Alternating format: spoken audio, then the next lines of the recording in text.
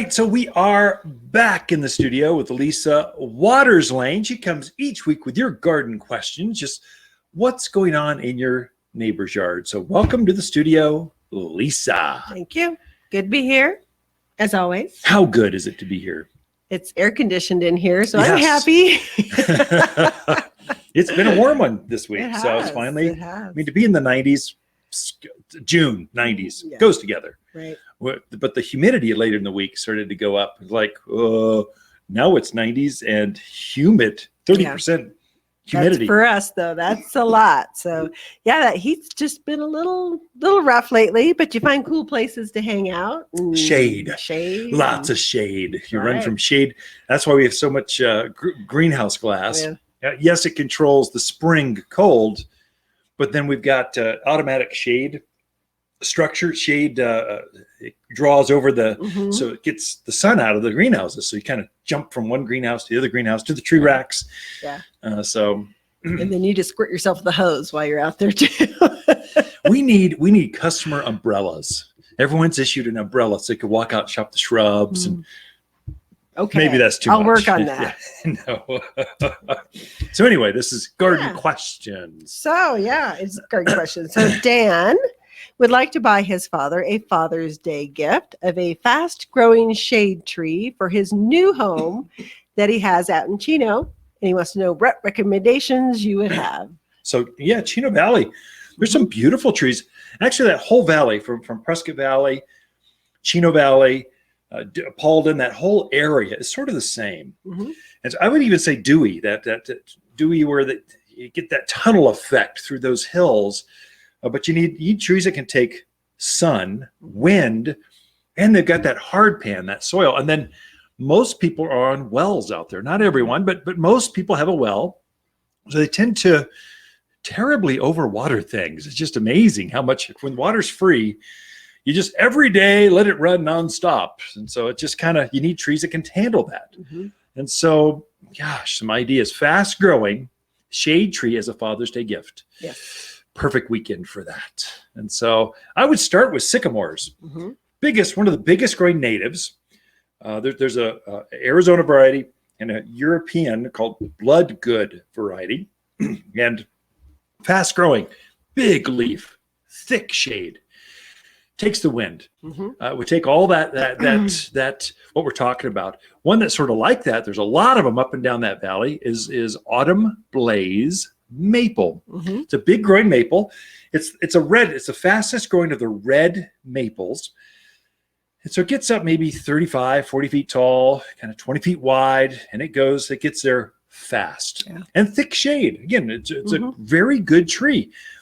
Uniquely made to handle the wind. It doesn't get that leaf tear that so many maples get. Neither does a sycamore. What else? Golden locust. Locust would be That would be a good one. So some of the elms, like the Princeton elm, would be an amazing tree out there. Now don't plant Siberian elm or Chinese elm. It's a weed. Truly, its seeds come up everywhere. But there's new varieties we bred. That there's a alley elm, gets bright red in the fall, doesn't get the seeds, grows fast, super deep rooted, very drought hardy, doesn't get the elm leaf skeletonized. It's got everything you want from the elm, like the native elms that grow around here, but without all the problems. We bred all that out. There's an American elm. We saw the one that's downtown Prescott. That would grow very well in Chino Valley. It gets big, like instant shade. Lots of options to come check out. Oaks. Boy, ash. You've got to come in here or shop top10trees.com. Top 10, the number 10 trees.com takes you right to our website, and all the trees that are out there. It shows you the description, the size, the price. You can do all your research. You can even buy it there, pick it up in store, but probably best. It's come a gift. Take a look at it. Come in. Come see us. Definitely. Okay. Meg is in Prescott. She has a very dark shade spot in part of her house that she wants some shorter shrubs and some flowering perennials. Oh, okay. That's pretty easy. So, yeah. Actually, it's harder to grow that kind of area than it is in sun. There's actually more choices for the sunny spots because that's the kind of environment we were at. But dry shade is actually you can do that. It's just a little bit more. The choices aren't as broad. Right. Of course, number one selling flower for dry shade, hostas. I mean, just it's number one seller.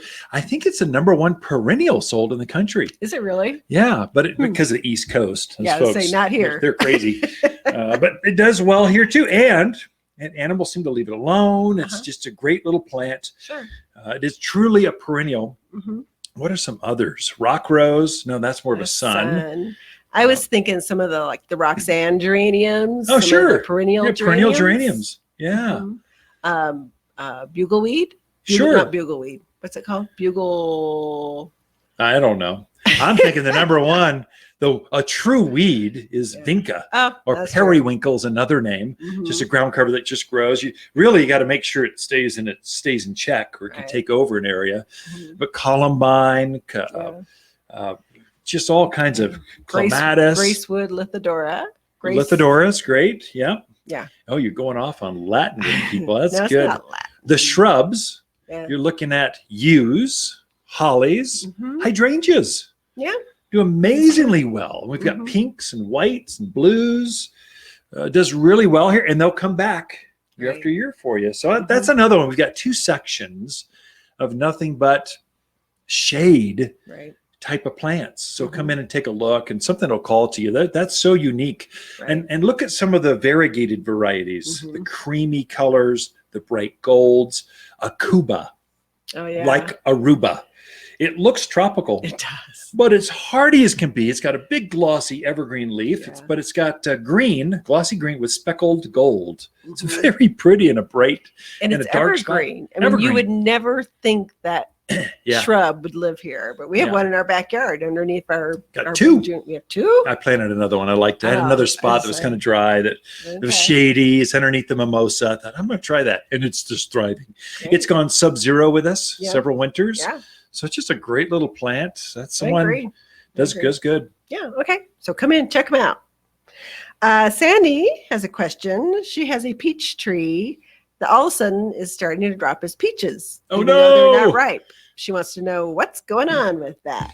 So it's stressed. You should watch it. It's hot. Yes, it's hot.